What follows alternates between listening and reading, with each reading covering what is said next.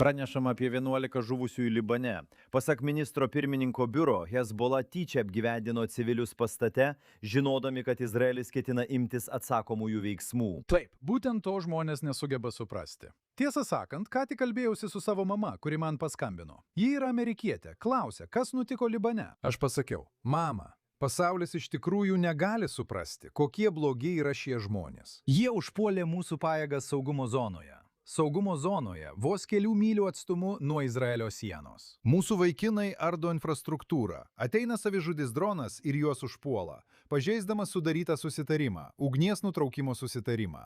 Tada jie tikriausiai žino, remdamiesi Izraelio žvalgybą, kad mes išsiaiškinsime, iš kur atėjo tas įsakymas ir smogsime.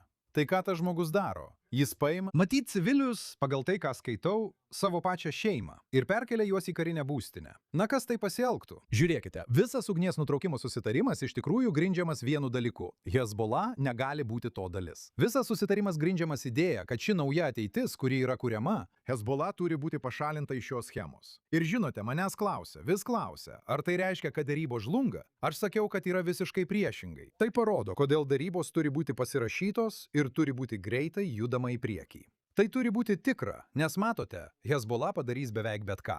Ir žinote, tas smūgis, esmė ne tik ta, kad jie smogė mūsų kariams. Iš kur jie smogė? Jie smogė tiesiai iš Belforto pilies, Altahyro kalvagubrio, tiesa?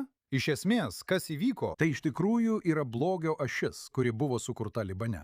Dešimtmečius Iranas, galbūt net Šiaurės Koreja, vėlgi pagal užsienio pranešimus, sukūrė šią tunelių žemę. Ji vadinama tunelių žeme. Ir Izraelio gynybos pajėgoms pavyko juos sutelkti už tos kalvos. Jie žino, kad tuoj praras visą savo poziciją.